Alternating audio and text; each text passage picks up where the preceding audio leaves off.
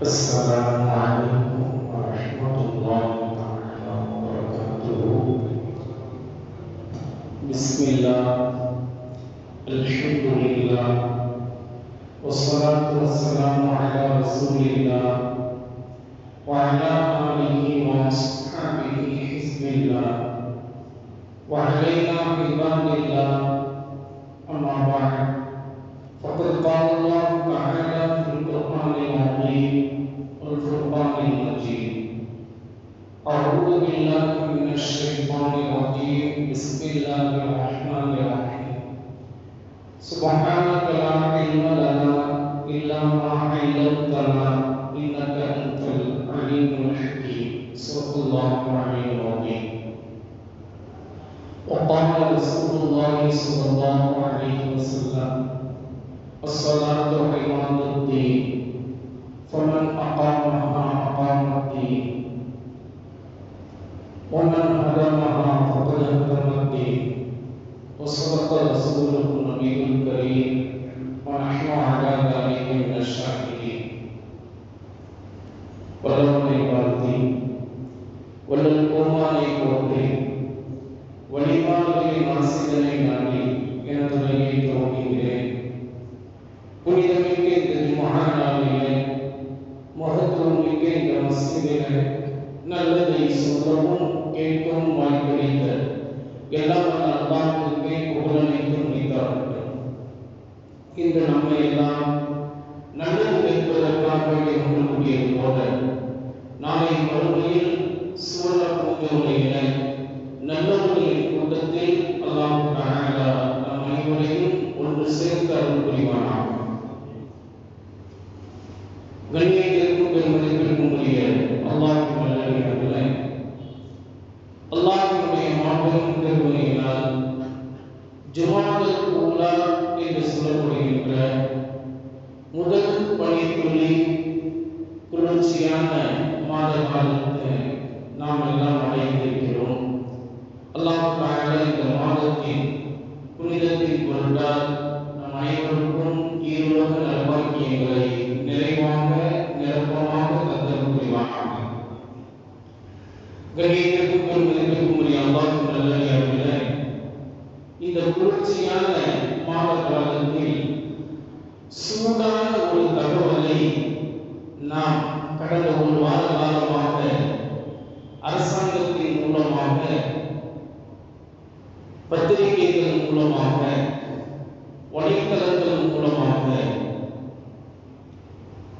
தெரிந்து கொண்டு ஒரு விதமான பதற்றத்தோடு வந்திருக்கிறோம்.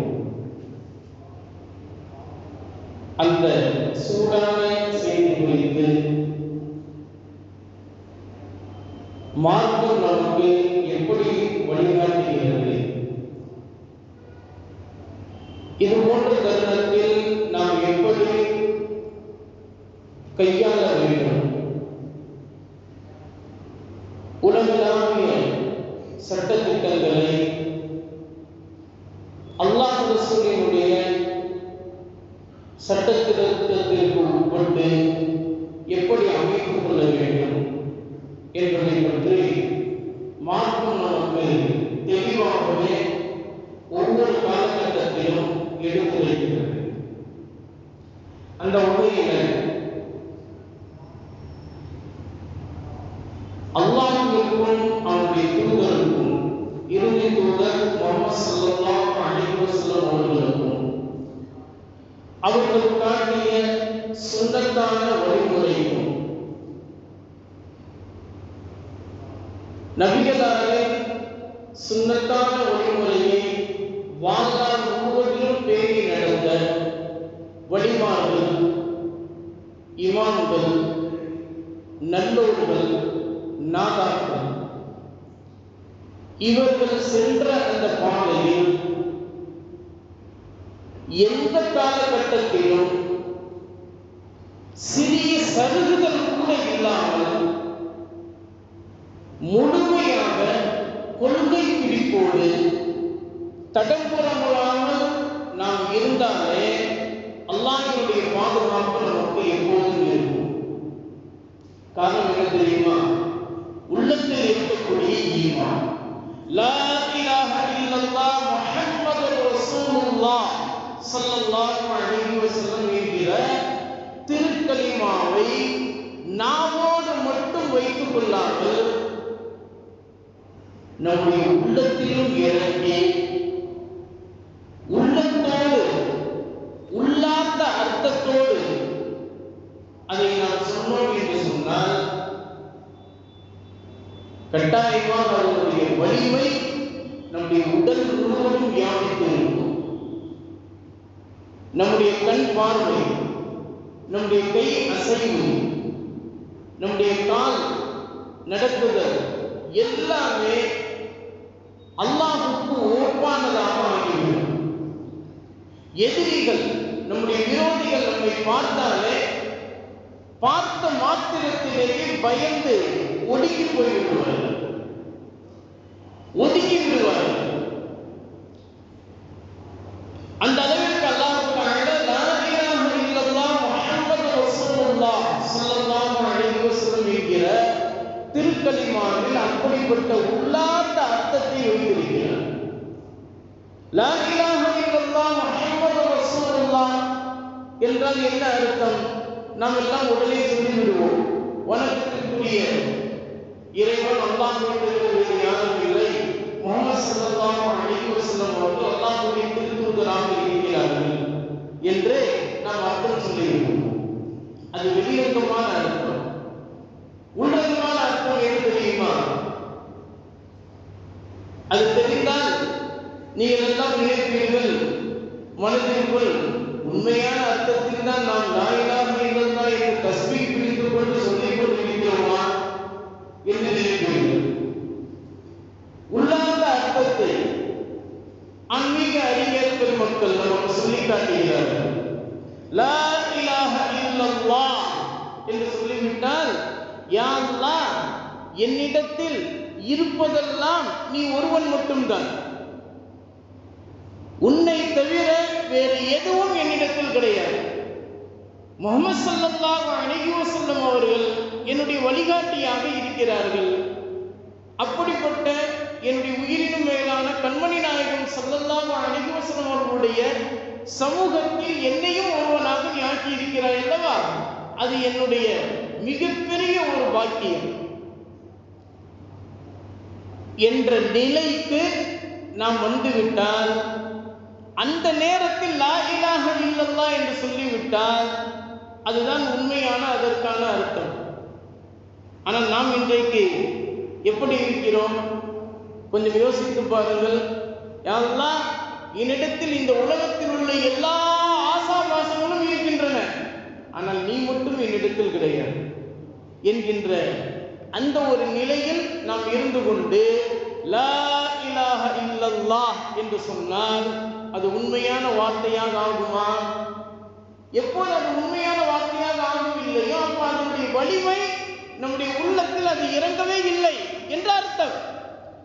லா இலாஹ இல்லல்லாஹ்வுடைய வலிமை நம்முடைய உள்ளத்தில் இறங்கி இருந்தது என்று சொன்னால் உண்மையாகவே நாம் நம்முடைய உள்ளத்தில் யா அல்லாஹ், என்னிடத்தில் இருப்பதெல்லாம் நீ மட்டும்தான், உன்னை தவிர வேறு யாரும் என்னிடத்தில் கிடையாது, வேறு எந்த உலகத்தினுடைய உலகாதாயங்கள் உடைய ஆசாபாசங்கள் எதுவுமே என்னிடத்தில் கிடையாது என்ற நிலைக்கு நாம் வந்துவிட்டால், அந்த நிலையில் சொல்லும் போதுதான் லா இலாஹ இல்லல்லாஹ் என்ற கலிமாவினுடைய வலிமை நம்முடைய உள்ளத்தில் பதியும். இப்படிப்பட்ட வலிமையோடு கிப்லாவை முன்னோக்கி இரண்டு கரங்கள் ஏந்தி அல்லாஹும்ம லா துஸல்லித் அலைனா மன் லா யஹாஃபுக வ லா யர்ஹமுனா. கண்ணியத்திற்குரியவர்களே, இந்த துஆவை மனனம் செய்து வைத்துக் கொள்ளுங்கள். இந்த காலகட்ட சூழ்நிலையில் நமக்கு மிக மிக அவசியமான ஒரு துஆவாக இருக்கிறது. அல்லாஹ்வின் தூதர் ஸல்லல்லாஹு அலைஹி வஸல்லம் அவர்கள் நமக்கு சொல்லிக் கொடுத்த துஆ, அல்லாஹும்ம லா துஸல்லித் அலைனா மன் லா யஹாஃபுக வ லா யர்ஹமுனா.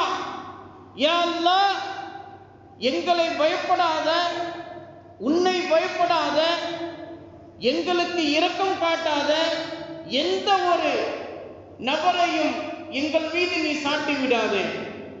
எப்படிங்க?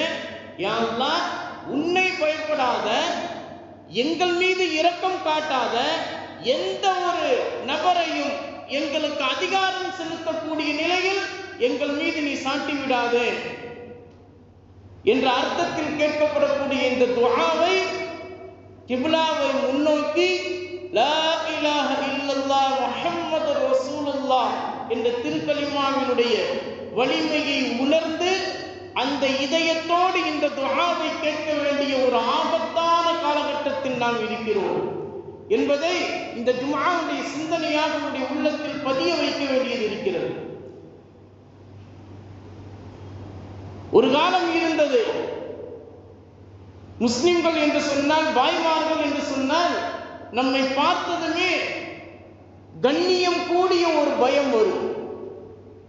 நம்மளை அடிச்சிடுவானோ, நம்மளை கொன்றுவானோ என்கின்ற அதிகாரத்துவமான பயம் கிடையாது, கண்ணியமான பயம், கண்ணியத்தோடு சேர்ந்த பயம். பாய் இடத்துல எந்த ஒரு பேச்சு பேசினாலும் அவர் உண்மையெல்லாம் பேசுவார். பாய் இடத்துல எந்த ஒரு கொடுக்கல் வாங்கல் வைத்துக் கொண்டாலும் அந்த கொடுக்கல் வாங்கல் நேர்மையாகத்தான் இருக்கும். பாயிடத்தில் எந்த ஒரு ஒப்பந்தம் செய்தாலும் அந்த ஒப்பந்தம் அவருடைய இறக்கும் காலம் வரை அது முழுமையாக நிறைவேற்றப்பட்டுதான் அது இருக்கும் என்கின்ற ஒரு நம்பிக்கை நம்முடைய எதிரிகள், விரோதிகளுடைய உள்ளத்தில் ஒரு காலத்தில் இருந்தது. ஆனால் இப்போது நாம் எதிரிகளை பார்த்து பயந்து கொண்டிருக்கிறோம், நாம் விரோதிகளை பார்த்து பயந்து கொண்டிருக்கிறோம். அதனால்தான் இது போன்ற SIR என்று போன்ற இந்த சட்டங்கள் எல்லாம் வந்துவிட்ட உடனேயே நமக்குள்ளேயே ஒரு பயம் வந்துவிட்டது. இந்த உலகத்தில் நம்மால் வாழ முடியுமா? அதிலும் குறிப்பாக தமிழகத்தில் நம்மால் வாழ முடியுமா? அல்லது வேறு ஒரு நாட்டிற்கு நாம் இடம்பெயர்ந்து சென்று விடலாமா என்றெல்லாம் இப்போது உள்ள கால சூழ்நிலையில் ஒரு வாரத்திற்குள்ளாக எதிரிகளை பார்த்து, விரோதிகளை பார்த்து நாம் பயந்து கொண்டிருக்கிறோம். ஒரு காலத்தில் நாம் எப்படி இருந்தோம்? நம்முடைய பரம்பரை எப்படி இருந்தது? நம்மை பார்த்து எதிரிகள், விரோதிகள் கண்ணியம் கூடிய பயத்தோடு பார்ப்பார்கள். ஆனால் இன்றைக்கு நாம் எப்படி வாழ்ந்து கொண்டிருக்கிறோம்? அதற்கு நேர் மாற்றமான ஒரு நிலையில் இருக்கிறோம். இதற்கு என்ன தெரியுமா காரணம்? இன்றைக்கு நாம் நம்முடைய உள்ளத்தில் இப்படிப்பட்ட ஒரு எண்ணத்தை கொண்டு வந்து விட்டோம். ஹராமை கூட ஹலாலான ஒன்றாக நாம் நினைத்து செயல்பட்டு கொண்டிருப்போம். ஹராமை கூட, ஹராமில் நாம் சம்பாத்தியம் செய்து கொண்டிருப்போம். ஆனால் அது ஹலால் என்று நாமே அதற்கான காரணத்தை கூறிக்கொண்டிருப்போம். நம்முடைய வருமானம் எல்லாமே இன்றைக்கு ஹராம் இல்லாமல் இல்லவே இல்லை என்று ஆகிவிட்டது. ஆதலால் நம்முடைய நிலைமையும் மாறிவிட்டது. நாம் எந்த பாரம்பரியத்தில் வந்தோம்? நம்மை பார்த்து எதிரிகள், விரோதிகள் எல்லாம் பயந்து அப்படி நடுங்கி போய்விடுவார்கள். உள்ளத்தில் இருக்கக்கூடிய நம்பிக்கையை பார்த்து பயந்து நொடுங்கி போய்விடுவார்கள். நபிகள் நாயகம் ஸல்லல்லாஹு அலைஹி வஸல்லம் அவர்களிடத்தில் சஹாபாக்கள் கேட்டார்கள், யா ரசூலல்லாஹ், நம்மை நோக்கி மறுமை நாள் நெருங்க நெருங்க வரக்கூடிய காலகட்டம் எப்படி இருக்கும் என்று கேட்டார்கள். அப்போது நபிகள் நாயகம் ஸல்லல்லாஹு அலைஹி வஸல்லம் அவர்கள் சொன்னார்கள், தோழர்களே, பிற்கால வாழ்க்கை மறுமை நம்மை நோக்கி நெருங்கி வருகின்ற போது இப்படி இருக்கும். நமக்கு மேலே இருக்கக்கூடிய அதிகார பெருமக்கள் எல்லாம் நம்முடைய உரிமையை பறிப்பதற்கு முயற்சி செய்து கொண்டிருப்பார்கள். நமக்கு அருவருப்பான, நம்முடைய விஷயத்தில் எல்லா வகையிலும் சிரமத்தை ஏற்படுத்தக்கூடிய விஷயங்களை எல்லாம் அந்த அதிகாரிகள் செய்து கொண்டிருப்பார்கள். அப்படிப்பட்ட ஒரு காலகட்டம் வரும், நீங்கள் எதிர்பார்த்து கொண்டிருங்கள் என்று சொன்னார்கள். அப்ப சஹாபாக்கள் எல்லாம் கேட்டார்கள், யா ரசூலல்லாஹ், அப்படி ஒரு காலகட்டம் எங்களுக்கு வந்து விட்டால் நாங்கள் எப்படி நடந்து கொள்ள வேண்டும்? எங்களுடைய எங்களுக்கு அதிகாரம் செய்யக்கூடிய அதிகாரிகள் எல்லாம் எங்களுடைய உரிமைகளை பறிக்கிறார்கள், எங்களுக்கு அருவருப்பான விஷயங்களை அவர் செயல்பட்டு கொண்டு இருக்கிறார்கள் என்று இருந்தால், அப்படிப்பட்ட ஒரு காலம் வருகிற போது நாங்கள் எப்படி நடந்து கொள்ள வேண்டும் என்று கேட்டார்கள் சஹாபாக்கள். அப்ப நம்முடைய உயிரினும் மேலான கண்மணி நாயகம் ஸல்லல்லாஹு அலைஹி வஸல்லம் அவர்கள் சொன்னார்கள், அந்த நேரத்தில் நீங்கள் 2 விஷயங்களை கையாள வேண்டும். ஒன்று, எப்போதுமே நம்முடைய 2 கைகள் அல்லாஹ்வின் பக்கம் கிப்லாவை முன்னோக்கி இருக்க வேண்டுமே தவிர நம்முடைய கைகள் கிப்லாவை விட்டு திரும்பி விடக்கூடாது. அப்படின்னா என்ன அர்த்தங்க? அல்லாஹ்வை தவிர்த்து வேறு எவரிடத்திலும் எதற்காக வேண்டியும் கையேந்த கூடாது. இரண்டாவது, அல்லாஹ் ரசூல் என் மூலம் உங்களுக்கு வழிகாட்டப்பட்ட அந்த சுன்னத்தான நடைமுறைகளை நீங்கள் கொஞ்சம் கூட சருகுதல் இல்லாமல் அதை பின்பற்றி நடக்கக்கூடியவர்களாக நீங்கள் ஆக வேண்டும். இந்த 2ஐயும் செய்தீர்களேயானால் அந்த நேரத்தில் உங்களை எதிர்கொள்ளக்கூடிய அதிகாரிகள் எல்லாம், அந்த எதிரிகள் எல்லாம் உங்களை பார்த்து பயந்து போய் விடுவார்கள், ஒதுங்கி விடுவார்கள் என்று நபிகள் நாயகம் ஸல்லல்லாஹு அலைஹி வஸல்லம் அவர்கள் இந்த கருத்தினில் சொன்னதாக ஹதீஸினுடைய விரிவுரையாளர்கள் நமக்கு சொல்லி காட்டுகிறார்கள். அந்த வகையில் தான் சஹாபாக்கள் நபி ஸல்லல்லாஹு அலைஹி வஸல்லம் அவர்களுடைய காலத்திற்கு பிறகு குலஃபாயே ராஷிதீன் என்று சொல்லக்கூடிய வழி பெற்ற சஹாபாக்களுடைய காலத்திற்கு பிறகு யாரெல்லாம் இந்த இடத்தில் அரசாட்சி செய்தார்களோ அவர்கள் அனைவரையும் நபிகள் நாயகம் ஸல்லல்லாஹு அலைஹி வஸல்லம் அவர்கள் சொல்லி காண்பித்த, செய்து காண்பித்த அனைத்து வழிகளிலும் அவர்களை எதிர்கொண்டார்கள். அந்த வகையிலே தான் ஹஜ்ஜாஜ் இப்னு யூசுப் என்ற கொடுங்கோலான மன்னன், ஹஜ்ஜாஜ் இப்னு யூசுப் என்ற கொடுங்கோலான மன்னன் நிறைய சஹாபாக்களை கொன்று குவித்திருக்கிறார். கடைசியாக கொன்ற சஹாபி ஹஜ்ரத் அப்துல்லா இப்னு ஜுபைர் ரலியல்லாஹு தஆலா அன்ஹுமா. அப்துல்லா இப்னு ஜுபைர் ரலியல்லாஹு தஆலா அன்ஹுமா அவர்களிடத்தில் ஹஜ்ஜாஜ் கேட்டார், நான் உன்னை எப்படி கொல்ல வேண்டும் என்று கேட்டார். அப்போது ஜுபைர், அப்துல்லா இப்னு ஜுபைர் ரலியல்லாஹு தஆலா அவர்கள் சொன்னார்கள், அது உன்னுடைய விருப்பம், நீ எப்படி வேண்டுமானாலும் என்னை கொல்லலாம். ஆனால் ஒன்றை மட்டும் நான் சொல்லிக் கொள்கிறேன், என்னை கொன்றுவிட்ட பிறகு உன்னுடைய கவுண்ட் டவுன் ஸ்டார்ட் ஆகிவிடும்.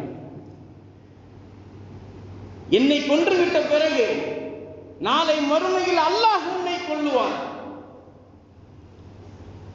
என்று அப்துல்லா இப்னு ஜுபைர் ரலியல்லாஹு தஆலா அவர்கள் சொன்னதுமே ஹஜ்ஜாஜ் அடுத்த 2வது கேள்வி கேட்டார், என்னிடமிருந்து உனக்கு மன்னிப்பு வேண்டுமா என்று கேட்டார். அப்போது அப்துல்லா இப்னு ஜுபைர் ரலியல்லாஹு தஆலா அவர்கள் சொன்னார்கள், மன்னிப்பு என்பது அல்லாஹ்வுடைய புறத்திலிருந்து கிடைக்கக்கூடிய ஒன்று. அது உன் போன்ற அநீதக்காரனிடமிருந்து என்றைக்குமே அது கிடைக்காது.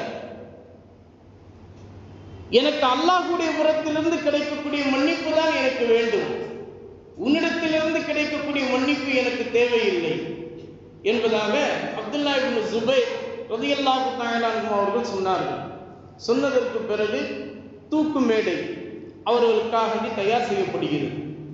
தூக்கு மேடையில் அவர்களை நிறுத்தப்பட்டு விட்டது.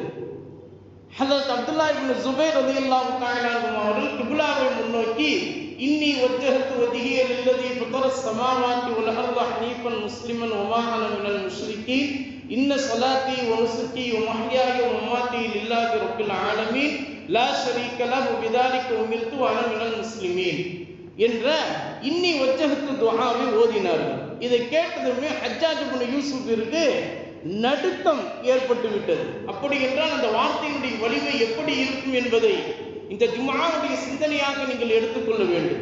உள்ளத்திலிருந்து அந்த துஆவை சொன்னார்கள். இன்றைக்கும் நாம் தொழுகையில் அல்லாஹு அக்பர் என்று இமாமிற்கு பிறகு தக்பீர் தஹ்ரீமாவோடு நாம் தக்பீர் கட்டிய பிறகு இன்னி வஜ்ஹத்து ஓதுகிறோம். அந்த இன்னி வஜ்ஹத்துவின் மூலமாக நமக்கு ஏதாவது ஒரு உள்ளுணர்வு ஏற்பட்டிருக்கிறதா? காரணம் என்ன தெரியுமா?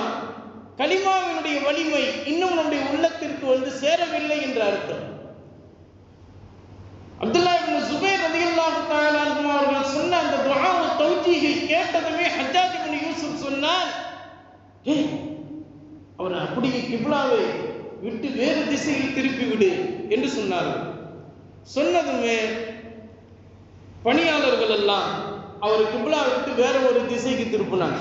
திருப்பணும்னா அப்பவும் இன்னி வஜ்ஜஹத்து வஜ்ஹியல் இல்லதி ஃபதர ஸமாவாத்தி வல் அர்த ஹனீஃபன் முஸ்லிமன் வமா அன மினல் முஷ்ரிகீன் என்ற துஆவை முழுமையாக ஓதி முடித்தார்கள்.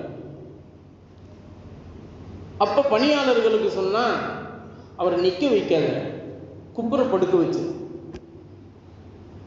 அப்ப அப்துல்லா இப்னு ஜுபைர் ரலியல்லாஹு தஆலா அன்ஹு அவர்கள் சொன்னார்கள், ஃபைனமா துவல்லு ஃபஸம்ம வஜ்ஹுல்லாஹ்.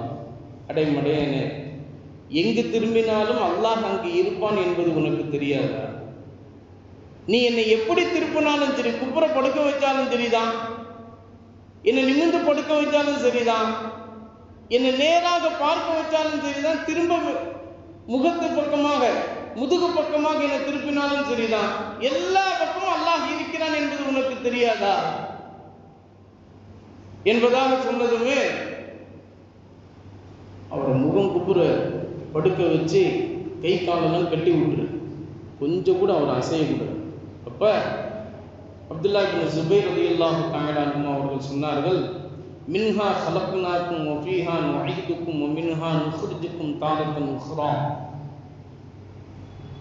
நம்மை படைத்தது, நம்மை இதற்கு பிறகு மறுமை நாளின் பக்கம் திரும்ப கொண்டு செல்வது எல்லாம் அல்லாஹ்வுக்கு சொந்தமானது.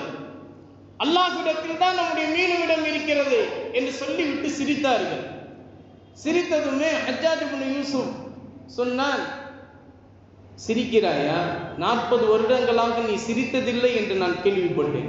40 வருடங்களாக நீ சிரித்ததில்லை என்று நான் கேள்விப்பட்டேன். உன்னுடைய தாய் தந்தையினுடைய வஃபாத்திற்கு பிறகு, நபிகள் நாயகம் ஸல்லல்லாஹு அலைஹி வஸல்லம் அவர்களுடைய காலத்திற்கு பிறகு 40 வருடங்களாக நீ சிரித்ததே இல்லை என்று கேள்விப்பட்டேன். இப்போது அதற்கெல்லாம் சேர்த்து நீ சிரிக்கிறாயா என்று கேட்டான். அப்போது அப்துல்லா இப்னு ஜுபைர் ரலியல்லாஹு தஆலா அன்ஹு அவர்கள் சொன்னார்கள், ஹஜ்ஜாஜ், நான் அதற்காக சிரிக்கவில்லை. அல்லாஹ்வுக்கு எதிராக, அல்லாஹ்வுக்கு நெருக்கமான அடியார்களை கொன்று குவித்து கொண்டு இருக்கிறாய். இவ்வளவு திமிருத்தனமாக அல்லாஹ்வுக்கு எதிராகவே நீ செயல்பட்டு கொண்டு இருக்கிறாய். இருந்தாலும் அல்லாஹ் உன் மீது இரக்கம் காட்டி உன்னை இதுவரையிலும் விட்டு வைத்திருக்கிறான் அல்லவா? அந்த நிலையை பார்த்துதான் ஆச்சரியப்பட்டு நான் சிரிக்கிறேன் என்பதாக அப்துல்லா இப்னு ஜுபைர் ரலியல்லாஹு தஆலா அன்ஹு அவர்கள் சொன்னார்கள். சொன்னதற்கு பிறகு அப்துல்லா இப்னு ஜுபைர் ரலியல்லாஹு தஆலா அன்ஹு அவர்களை தூக்கிலிடப்படுகிறது, ஷஹீதாக்கப்படுகிறார்கள். இப்போது சொல்லுங்கள், நம்முடைய இஸ்லாமிய பாரம்பரியம், நம்முடைய பரம்பரை எதிரிகளை கண்டு நடுங்கியதா அல்லது எதிரிகளை எதிர்த்து நின்றதா? எவ்வளவு எதிர்ப்பு கணைகள் வந்தாலும் அதை சமாளிக்கக்கூடிய மிகப்பெரிய வல்லமை மிக்கவன் தான் ஒரு முஃமினாக இருக்க முடியும். எதிர்ப்புகள், சோதனைகள், கஷ்டங்கள், சிரமங்கள் வந்தாலும் கூட அதையெல்லாம் தாங்கிக் கொண்டு இதய வலிமையோடு செயல்படக்கூடியவன் தான் முஃமினாக இருக்க முடியும். அதைத்தான் சஹாபாக்கள் வெளிப்படுத்தி காட்டினார்கள். அதனால்தான் அல்லாஹ்வுடைய திருப்தியை அவர்கள் பெற்றார்கள். அல்லாஹ் அவர்களை ஏற்றுக்கொண்டான், அவர்கள் அல்லாஹ்வை ஏற்றுக்கொண்டார்கள். கியாமத் நாள் வரை அந்த வார்த்தையை சொல்ல வேண்டும் என்று அல்லாஹ் தஆலா 11வது ஜுஸ்விலே சூரத்து தௌபாவிலே அந்த வார்த்தையை அல்லாஹ் தஆலா பதிவு செய்திருக்கின்றான். ரலியல்லாஹு அன்ஹும் வரது அன்ஹு. அல்லாஹ் அவர்களை ஏற்றுக்கொண்டார், அவர்கள் அல்லாஹ்வை ஏற்றுக்கொண்டார்கள். எவ்வளவு உன்னதமான வாழ்க்கையை வாழ்ந்திருக்கிறார்கள் என்று பாருங்கள். நாம் இன்றைக்கு தலைவலி வந்து விட்டாலும் கூட, அல்லது வயிற்று வலி வந்து விட்டாலும் கூட, ஒரு ஃபர்லான தொழுகை அல்லது 2 ஃபர்லான தொழுகை அல்லது 3 ஃபர்லான தொழுகையை சாதாரணமாக நாம் விட்டு விடுகிறோம். விட்டுவிடக்கூடியது மட்டுமல்லாமல் அதை பின்தங்கி போய்விடுகிறோம். சாதாரணமான சின்ன சின்ன உள்ளத்தில் ஏற்படக்கூடிய சிரமங்களுக்கு கூட நாம் அதை தாங்கிக் கொள்ள முடியாமல் தொழுகையை நாம் விடக்கூடியவர்களாக இருக்கிறோம். ஆனால் தொழுகை எப்படிப்பட்டது தெரியுமா? நபிகள் நாயகம் ஸல்லல்லாஹு அலைஹி வஸல்லம் அவர்கள் நமக்கு காண்பித்து தந்தார்கள்.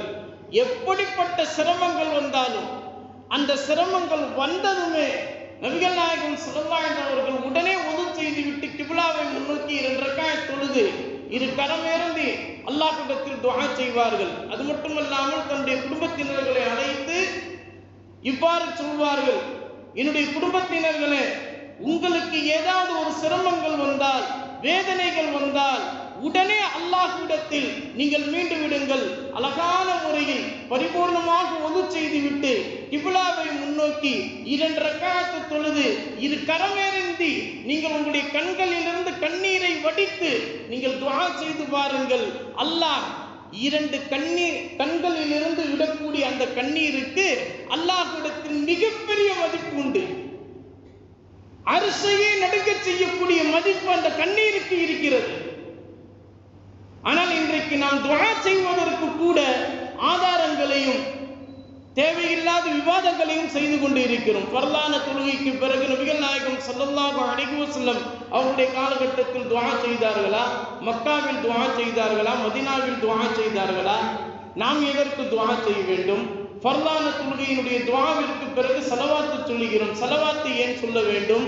ஸலவாத்து நபிகள் நாயகம் ஸல்லல்லாஹு அவர்களுடைய காலகட்டத்தில் சொல்லப்பட்டதா? நபி அவர்களுடைய காலத்திற்கு பிறகு சஹாபாக்களுடைய காலகட்டத்தில் சொல்லப்பட்டதா? இமாம்களுடைய காலகட்டத்தில் சொல்லப்பட்டதா? நீங்களாகவே ஒன்றை புதிதாக ஆரம்பித்து விட்டீர்கள், இப்படியெல்லாம் நீங்கள் செய்யாதீர்கள் என்று ஸலவாத்து சொல்வதற்கும் கூட ஆதாரங்களை நாம் கேட்டுக்கொண்டு வீண் விவாதங்களை கேட்டுக்கொண்டு நாம் இருக்கிறோம். ஆனால் நாம் கேட்கக்கூடிய, நாம் சொல்லக்கூடிய அத்தனை விஷயங்களும் நம்முடைய முன்னோர்கள் நமக்கு முன்மாதிரியாக காட்டி சென்று இருக்கிறார்கள். எப்படிப்பட்ட பரம்பரைகள் வந்தவர்கள் தெரியுமா? நம்மை பார்த்து எதிரிகள், விரோதிகள் பயந்து நொடுங்கி போய் விடுவார்கள். நம்முடைய நடைமுறை, நம்முடைய பேச்சு, நம்முடைய கண் பார்வை, கண்களில் காட்டக்கூடிய, கண் சிமிட்டக்கூடிய அந்த கடைக்கண் பார்வையை கூட அழகான முறையில் செலுத்தக்கூடியவர்களாக நாம் இருந்தோம். ஆனால் இன்றைக்கு நம்மில் எத்தனை பேருக்கு அப்படிப்பட்ட ஒரு பார்வை இருக்கிறது? நம்மில் சில பேருக்கு மட்டும்தான், அல்லாஹ் நாடிய சில பேருக்கு மட்டும்தான் இருக்கிறது தவிர மிகுதமானவர்களுக்கு திருட்டு பார்வை தான் இருக்கிறது என்று நாம் சொல்லிவிடுவோம், இல்லையா? ஆனால் நம்முடைய பார்வை, நம்முடைய அசைவு, நம்முடைய கால் நடை அத்துணையும் அல்லாஹ்விற்காக வேண்டி இருந்து விட்டால் நம்மை எதிர்த்து எவனும் வர முடியாது. அல்லாஹ்வே நமக்கு பாதுகாப்பாளனாக அல்லாஹ்வுடைய புறத்திலிருந்து மலக்குகளை அல்லாஹ் தஆலா ஏற்படுத்தி வைப்பான். உறவுகளை அரவணைத்து வாழ வேண்டும். அதிலும் அல்லாஹ் தஆலா நமக்கு மலக்குகளை ஏற்படுத்தி நம்மை பாதுகாக்கின்றான். இப்படிப்பட்ட அல்லாஹ்வுக்கும் அல்லாஹ்வுடைய ரசூலுக்கும் ஒப்பான அந்த செயல்களை செய்து அல்லாஹ்வுடைய பாதுகாப்பை பெற்ற நன்மக்களாக அல்லாஹ் தஆலா நம் அனைவரையும் ஆக்கி புரிவானாக. அதிலும் குறிப்பாக வரக்கூடிய இந்த எஸ்ஐஆர் இந்த விஷயத்தின் மூலமாக நமக்கு தமிழ் மாநில ஜமாஅத்துல் உலமா சபை சார்பாக நமக்கு சொல்லப்படுகிறது. என்ன ஒரு விஷயம் சொல்லப்படுகிறது என்று சொன்னால், 2002, 2004 ஆகிய இந்த 2 வருடங்களில் எஸ்ஐஆர் எடுக்கப்பட்டது. அதோடு 20 வருடங்கள் கடந்து இப்போது 2025 இந்த எஸ்ஐஆர் அந்த விஷயத்தை, வாக்காளர் திருத்த அந்த விஷயத்தை இப்போது ஆரம்பித்திருக்கிறார்கள். இந்த எஸ்ஐஆர் என்பது ஒவ்வொரு 20 வருடத்திற்கு ஒரு முறை இது கட்டாயமாக நடைபெறும். அந்த வகையில் இதுவரையிலும் இந்திய நாட்டில் 8 முறை நடத்தப்பட்டிருக்கிறது என்பதாக வரலாற்றிலே நமக்கு கூறி தருகிறார்கள். அந்த வகையில் இந்த எஸ்ஐஆர் வரக்கூடிய இந்த நேரத்தில் நாம் எந்த வகையிலும் பயப்படாமல் அவர்களுக்கு தேவையான அந்த ஆவணங்களை மட்டும் நாம் சேகரித்து வைத்துக்கொண்டு அவர்கள் கொடுக்கக்கூடிய அந்த எலிமினேஷன் ஃபார்மை மட்டும் நாம் நல்ல முறையில் பூர்த்தி செய்து அதன் பிறகு 1 வாரம் 10 நாட்களுக்கு பிறகு திரும்பவும் அவர்களே வருவார்கள். ஒரு இடத்தில் அந்த ஃபார்மை நாம் கொடுத்து விட்டால் நம்முடைய விஷயம் டிசம்பர் 9 இந்த வாக்காளர் அடையாள அட்டையில் நம்முடைய பெயர்கள் இருக்கிறதா என்பதை நாம் சரிபார்த்து கொள்ள வேண்டும். யாரெல்லாம் இந்த 14 வருடங்களுக்கு 20 வருடங்களுக்கு முன்பாக யாரெல்லாம் பதிவு செய்தார்களோ அவர்கள் அனைவரினுடைய ஓட்டுரிமையும் கட்டாயமாக இதுவரைக்கும் பாதுகாக்கப்பட்டு வரும். அவர்கள் அனைவரினுடைய லிஸ்டும் இப்போது வரக்கூடிய அந்த வாக்காளர் அடையாள திருத்தத்தினுடைய அந்த லிஸ்டில் வந்துவிடும். யாருடைய பெயர் 2007க்கு பிறகு யாரெல்லாம் பிறந்தார்களோ அவர்களுடைய அந்த லிஸ்ட் மட்டும் இதுவரையிலும் பதிவு செய்யப்படவில்லை. அவர்களுக்கு மட்டும் புதிதாக ஆவணங்கள் பார்க்கப்பட்டு சரி செய்யப்பட்டு பார்க்கப்படும் என்பதாக சொல்லப்பட்டிருக்கிறது. எனவே அந்த எஸ்ஐஆர் வரும்போது நம்முடைய ஆவணங்களை சரியாக நாம் வைத்து கொண்டாலே போதுமானது. மற்றபடி எந்த ஒரு பயமும் நமக்கு தேவையில்லை. கடந்த பீகாரில் நடந்த அந்த ஒரு தேர்தலுடைய அந்த வாக்காளர் அடையாள திருத்தத்தில் ஏற்பட்ட சில பிரச்சனைகள் இப்போது ஊகமாக நமக்கு அதை காட்டப்படுகிறதை தவிர மற்றபடி எந்த ஒரு பயமும் நமக்கு தேவையில்லை. இந்த ஆவணங்களை மட்டும் நாம் சரி செய்து வைத்துக் கொண்டாலே போதுமானது என்பதையும் உங்களிடத்தில் அறிவிப்பு செய்யப்படுகிறது. எனவே அல்லாஹு தஆலா வரக்கூடிய அதிகாரிகளை அல்லாஹுக்கு பயப்படும்படியான நம்மீது இரக்கம் காட்டக்கூடிய நல்ல அதிகாரிகளாக அல்லாஹு தஆலா நமக்கு தந்து அருள் புரிவானாக. அஸ்ஸலாமு அலைக்கும் வரஹ்மத்துல்லாஹி தஆலா வபரகாத்துஹு.